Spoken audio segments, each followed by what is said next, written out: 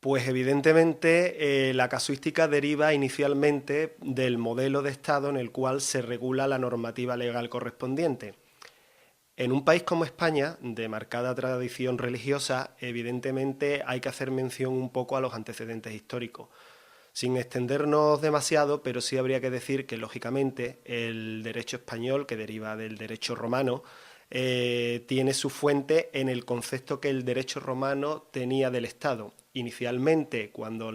por hacer referencia a la religión cristiana y católica, que es la que mayormente se profesa en España, cuando inicialmente el cristianismo en el Imperio Romano se perseguía, era lógicamente algo que tenía que ser castigado. Cuando posteriormente los emperadores romanos asumen el concepto del cristianismo unido como política y religión como un instrumento a su favor para poder gobernar con mayor comodidad el imperio, el concepto de confesionalidad del Estado empieza a surgir en ese momento. Entonces, en este país, hasta no hace mucho tiempo, España era un país confesional, con una religión católica como religión oficial del Estado. Hoy día, esa confesionalidad ha desaparecido en favor de una aconfesionalidad y, por tanto, el tratamiento que penalmente se hacen de los delitos relacionados con la religión ha pasado de ser delitos de religión a considerarse delitos contra la religión.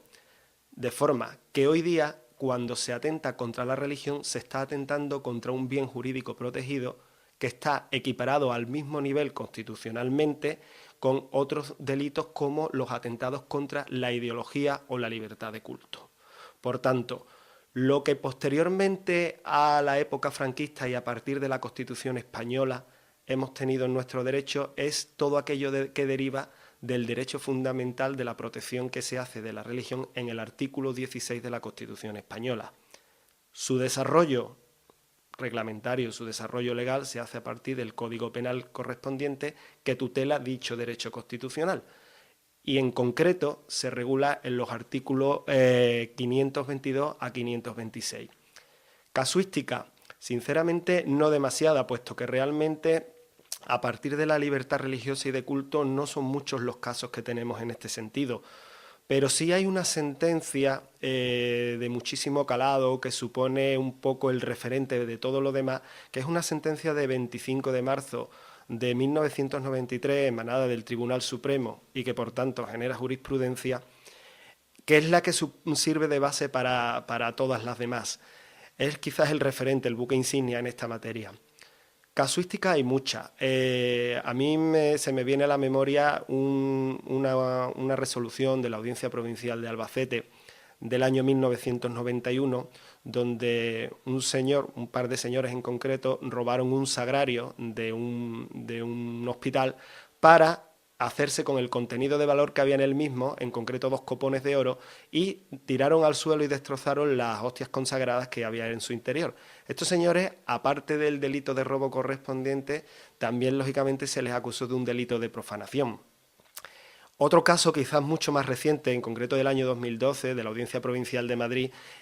hace referencia a un calendario que el colectivo de gays, lesbianas, bisexuales y transexuales sacaron con la intención de promocionar su asociación y con la intención de recaudar fondos para sus fines, utilizando una serie de desnudos, semidesnudos, donde aparecían vestidos de religiosos, de religiosas y demás. Ello evidentemente también generó mucha polémica y finalmente pues se trató y se desarrolló jurisprudencialmente de una manera muy interesante que también ha servido de base para posteriores resoluciones. Por tanto, diferencia hoy día se basa, como digo, en la aconfesionalidad del Estado, de forma que lo que antes aparecía como delitos de religión, hoy se conceptúan como delitos contra la religión en el mismo marco legal que la ideología o la libertad de culto.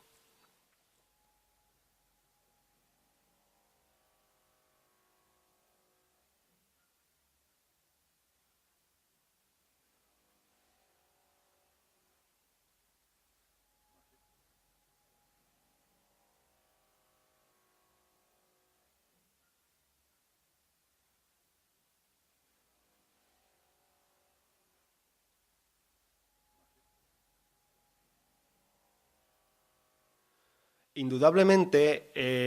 los casos que tienen una mayor repercusión mediática, bien a través de la prensa, bien a través del cine, bien a través de cualquier otro medio de comunicación, siempre se tienden a, bueno, a frivolizar o a trivializar un poco la realidad jurídica que esconden este tipo de temas. Realmente existe una realidad jurídica y en algunos de estos casos está muy bien documentada. Por hacer memoria y por similitud podemos hablar del videojuego, de la matanza cofrade del grupo Narco el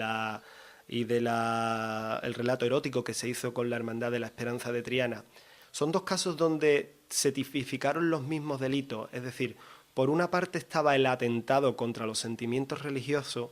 que se regulan en el Código Penal, en concreto en estos dos casos, en el artículo 525, y por otra parte está siempre el daño a otro tipo de bien jurídico protegido que suele ir de la mano, en la mayoría de los casos, con el sentimiento religioso ofendido.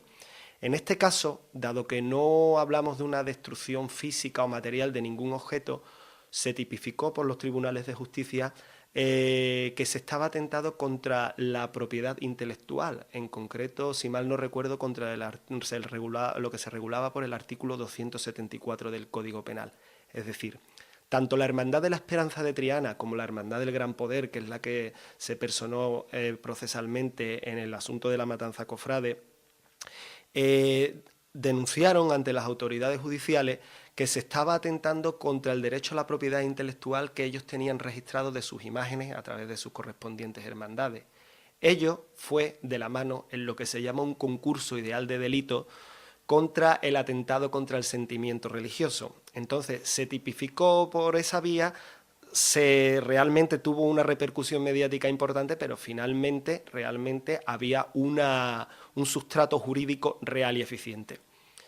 Respecto al tema de la película Nadie conoce a nadie, bueno, ahí realmente no ha habido ningún tipo de delito en tanto en cuanto que se trata de un tema de ficción y que realmente no ha tenido una repercusión en los tribunales de justicia. Pero quizás tiene mucho más materia en ese sentido, habida cuenta, pues lógicamente, la extensión que tiene una película. No olvidemos que esa película,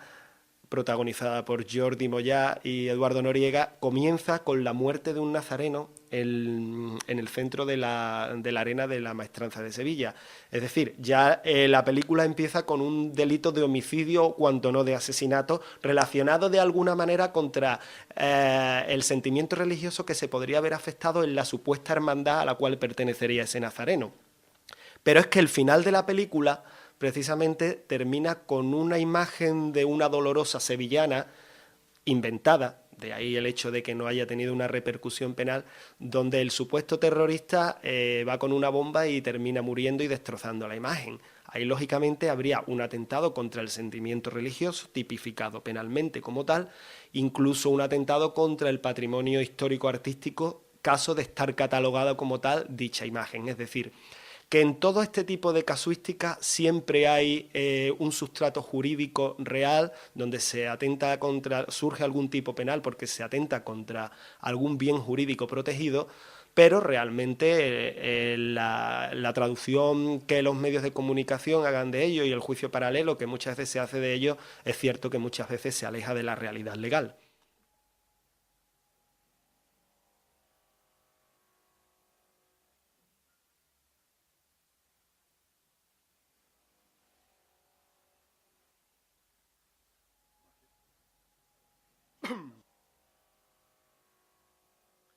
Ciertamente, el caso reciente que se ha vivido en Sevilla, que fue la agresión al Gran Poder, por la cual una persona agredió la imagen del Cristo y tuvo unas consecuencias de un deterioro tanto de la imagen físicamente, que terminó por desprendérsele un brazo, como los destrozos que se produjeron en la túnica del Cristo. Es un caso que ha levantado mucha polvareda, ha salido en todos los medios de comunicación y tanto la petición de pena inicial que se pedía por parte del fiscal como la que finalmente se ha traducido en la sentencia ha salido en todos los medios de comunicación.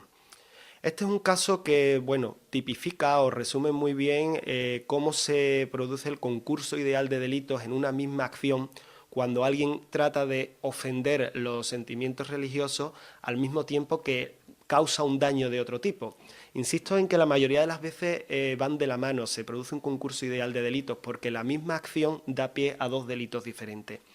En este caso concreto, encontramos como una persona agrede una imagen sagrada, una imagen que es objeto de veneración y culto, al mismo tiempo que le causa daños físicos y materiales a la imagen o al entorno de la imagen. Entonces, estamos comprobando como por una parte se tipifica el artículo, o sea, se manifiesta la tipificación del artículo 323 porque hay un delito de daño, y también el 524 del Código Penal porque hay una ofensa contra los sentimientos religiosos. Evidentemente, lo más significativo de este asunto es el atentado al sentimiento religioso, porque lógicamente el delito de daño se produce contra cualquier tipo de objeto en el momento que alguien rompe, daña, agrede algo que no le pertenece.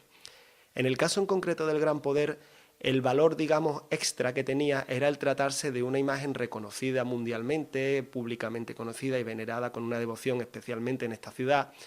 y catalogada por el instituto correspondiente de la Junta de Andalucía como una obra de valor histórico-artístico. Es decir, en este caso se produce un daño contra un bien especialmente catalogado por la Consejería de Cultura.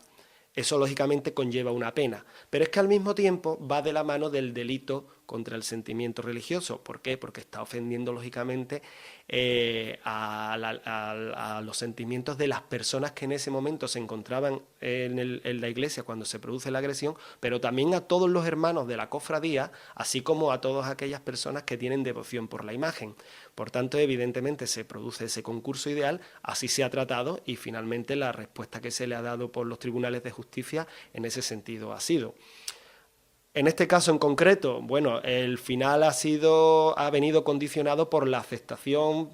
que ha habido por parte de la persona en cuestión de la propuesta de pena que hacía el Ministerio Fiscal, y en ese sentido esa conformidad conlleva una reducción de la pena, pero definitivamente sí que podemos decir que es una situación en la que se aunan perfectamente, por una parte, la agresión al objeto físico y por otra parte la agresión a los sentimientos, es decir, son dos bienes jurídicos protegidos en un mismo acto.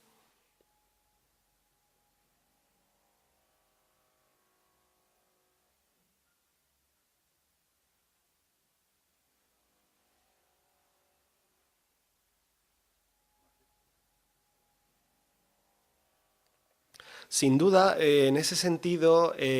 insisto en que el condicionamiento del tratamiento que se le da a este tipo de situaciones deriva de la regulación legal que los gobiernos hacen en cada caso de cada situación, o la normativa deriva, lógicamente, en la aplicación de la misma a cada caso en concreto. En España, como ya hemos hablado, vivimos en un estado aconfesional, por tanto, hemos pasado de los delitos de religión, donde simplemente atentar contra algo relacionado con la religión ya suponía un delito en sí mismo, a los delitos contra la religión. Es decir, se equipara en el mismo marco un atentado contra el sentimiento religioso que cuando se atenta contra la libertad ideológica o contra la libertad de culto. No olvidemos que el artículo 16 de la Constitución española, que ya hemos dicho, regula o tutela este tipo de libertades fundamentales, tiene su reflejo en el Código Penal a través de la sección correspondiente que regula eso, la libertad ideológica, religiosa y de culto, y que luego tiene una traducción en una determinada serie de artículos. Por tanto, en un país como España, ya confesional desde la época constitucional, podemos decir que el tratamiento político que se hace de este tema es equiparar la religión o los atentados contra el sentimiento religioso al mismo marco, en el mismo plano de igualdad que contra un atentado de tipo ideológico.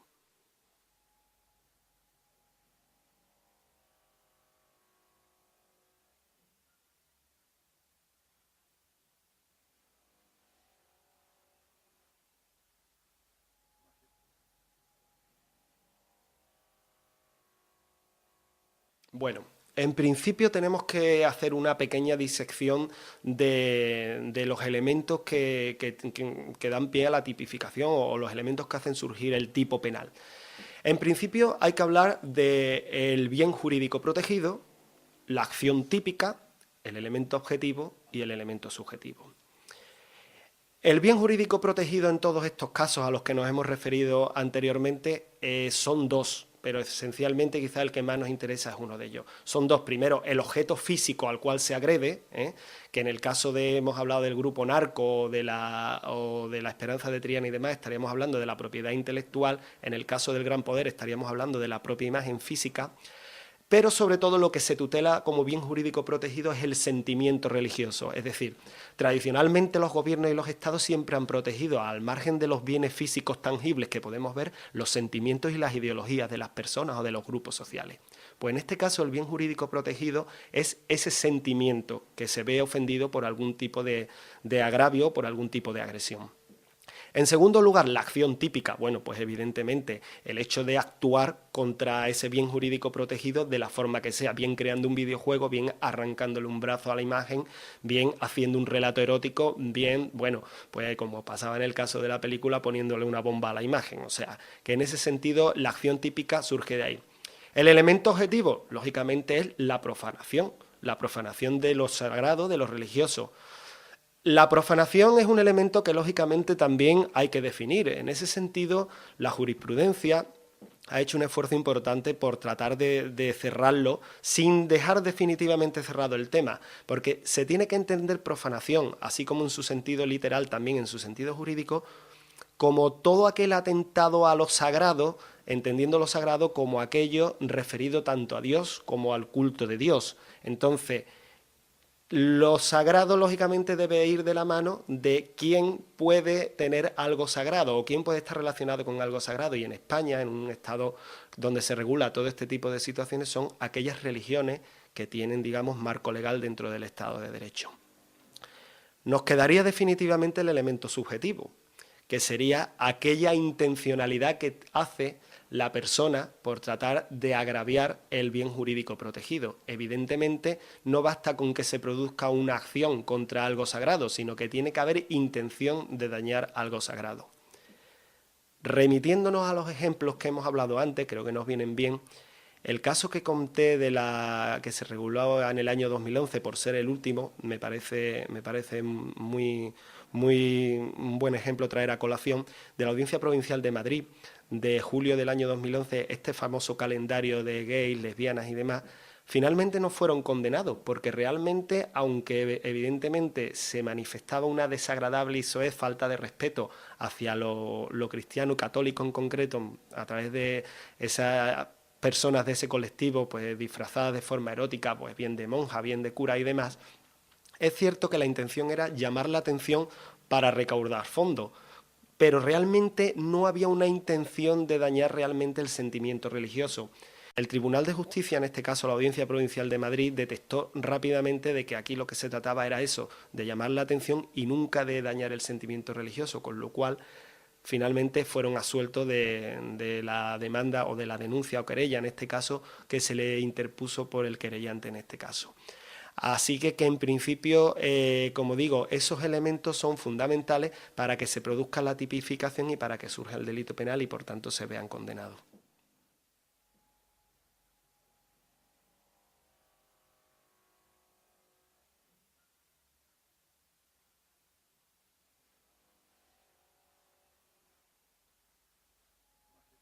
Pues ese tema es importante porque es una cuestión de matices realmente y además se enlaza un poco con el tema de las aseguradoras, de la que antes no he hablado. En principio, la diferencia entre atacar un Picasso y atacar una obra religiosa dependerá de la catalogación inicial que tenga la obra. Verá, cuando uno ataca un escaparate de una tienda, cuando uno ataca un Picasso y cuando uno ataca una obra religiosa catalogada, el bien jurídico protegido al que antes hemos hecho mención es diferente porque, lógicamente, una catalogación de un bien como jurídicamente protegido, como valor, que tenga un valor patrimonio histórico-artístico, porque así venga dicho por el organismo público correspondiente, porque así venga catalogado como tal, valorará digamos, ese estatus que tiene y tendrá una consecuencia en la pena consecuente. Es decir, no es lo mismo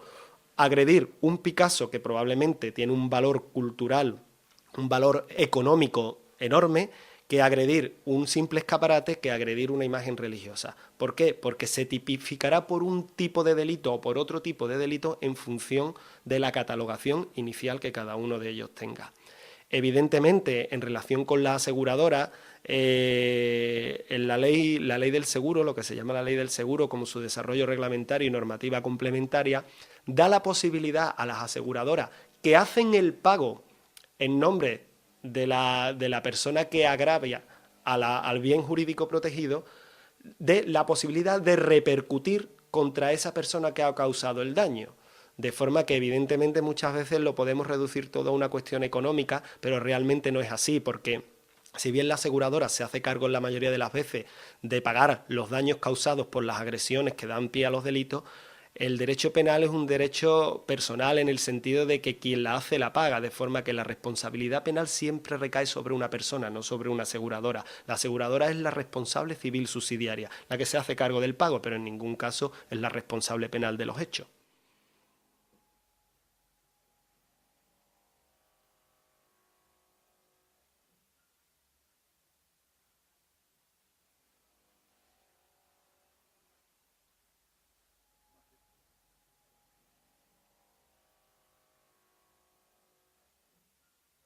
Bien, pues la respuesta ya prácticamente viene contestada con, como he dicho anteriormente. Depende de la tipificación que inicialmente se haga del bien jurídico protegido. Si un acto vandálico consecuencia de una manifestación acaba destrozando mobiliario urbano, escaparates, semáforos y demás, lógicamente ahí simplemente hay un delito de daño contra el patrimonio público y en definitiva se repondrá el valor del daño que se haya causado y se tipificará como un delito de daño. Sin embargo, cuando se agrede una imagen religiosa, como digo, aparte del daño físico y las consecuencias económicas que ello tiene, pues lógicamente se está atentando contra el sentimiento religioso. Por eso digo que una simple acción contra un escaparate tiene una derivación en un solo delito, mientras que una acción o un agravio contra una imagen religiosa normalmente degenerará o derivará en más de un delito, probablemente en situación de concurso ideal, pero en definitiva, como mínimo, será un delito de daño, que bien será contra el patrimonio histórico artístico si la imagen está catalogada de tal, y contra el sentimiento religioso, habida cuenta que está ofendiendo a todas aquellas personas que son devotas de esa imagen.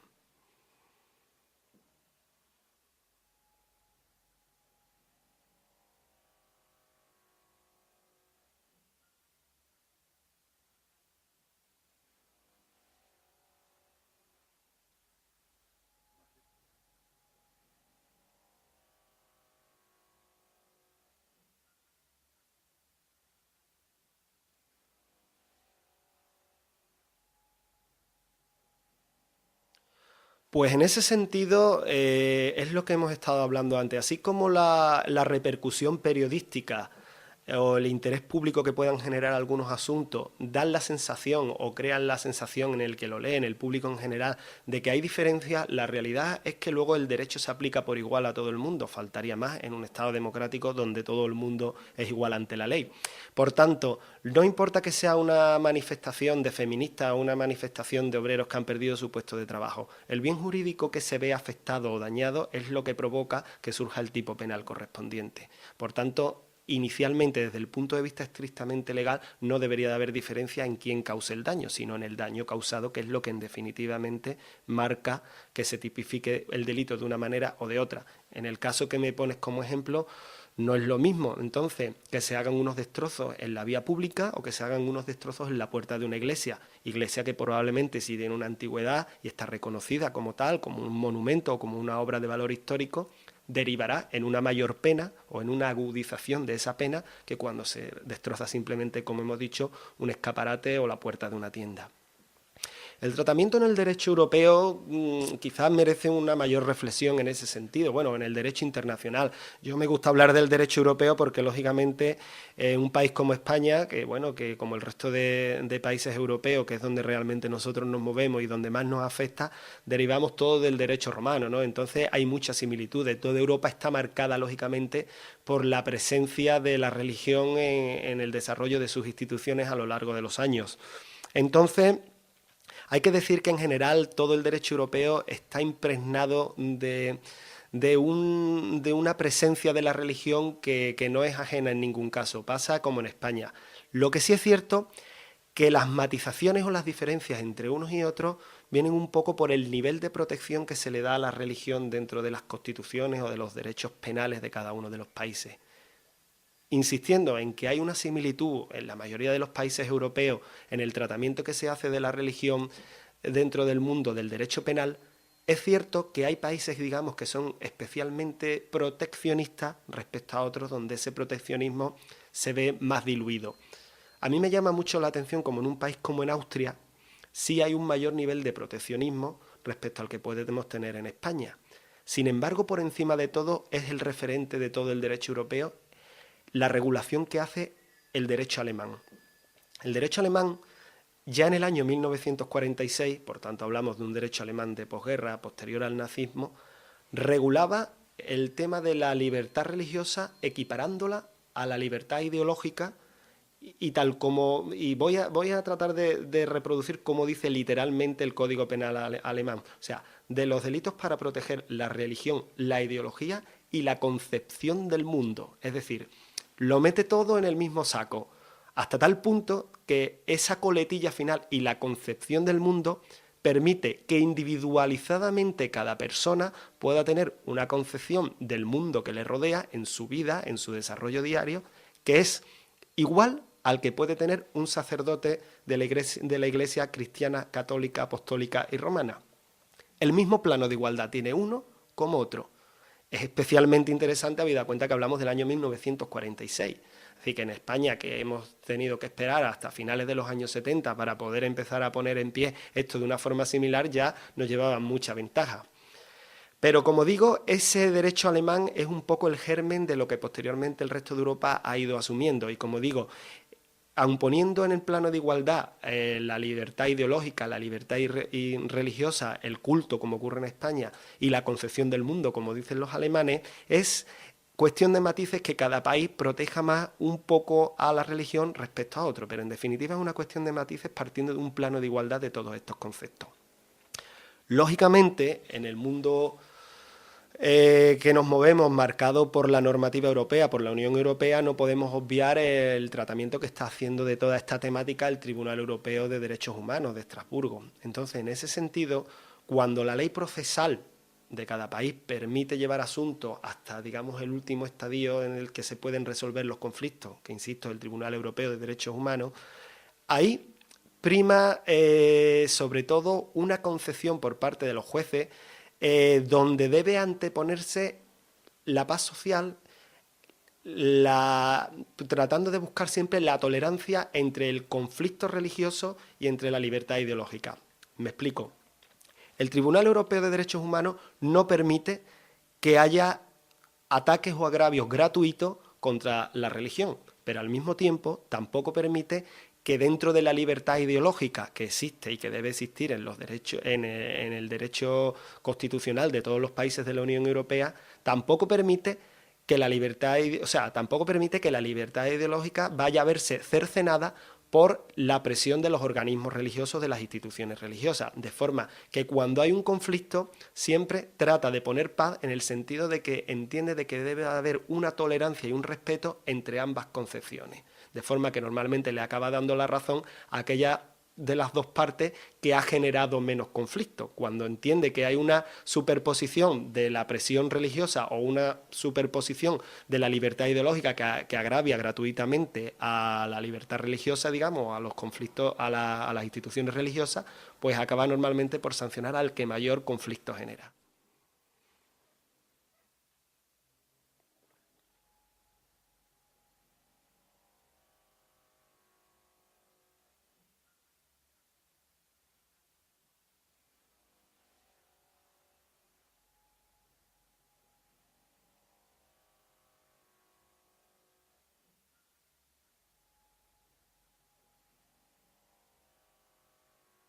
Evidentemente.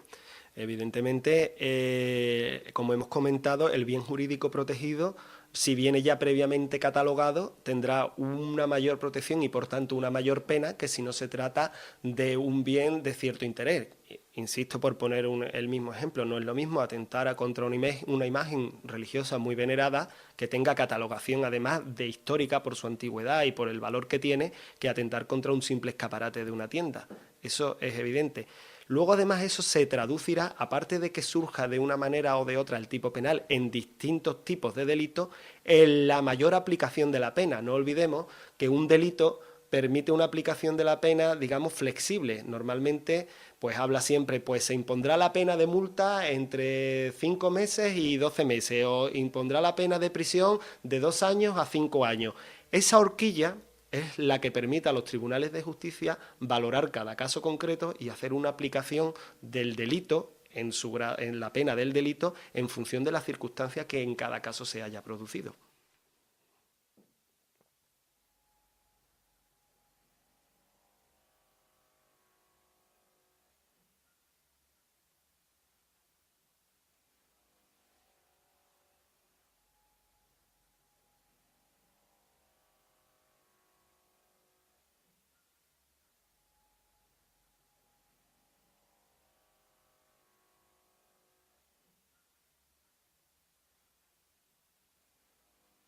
Evidentemente, la realización de un delito que finalmente sea condenada a la persona que lo perpetra y conlleve una pena,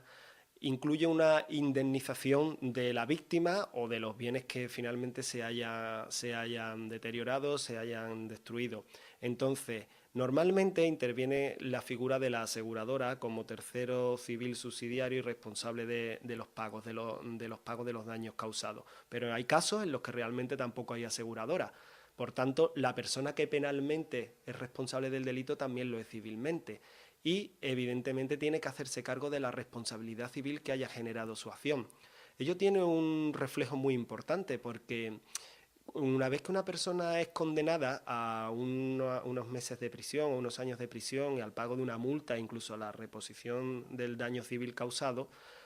la aplicación de esa pena, si se dan circunstancias que el Código Penal regula, sea que no tenga unos antecedentes penales, que no haya delinquido anteriormente, por tanto, que la pena impuesta sea inferior a 2 años y que se cumpla, o sea, que se paguen las responsabilidades civiles, se convierte en un elemento determinante para que esa persona ingrese o no ingrese en prisión. Si se dan estas circunstancias de que la persona no cumple con algunos de estos requisitos, la persona que haya sido condenada a lo mejor simplemente a 1 año de prisión puede acabar sus días en la cárcel, mientras que una persona que haya sido condenada a una pena mayor inferior a 2 años, pero que cumpla con las responsabilidades y que no tenga antecedentes penales, puede acabar estando en la calle porque se produce una suspensión en la ejecución de la pena. Por tanto, es un elemento muy importante a tener en cuenta. Quiere yo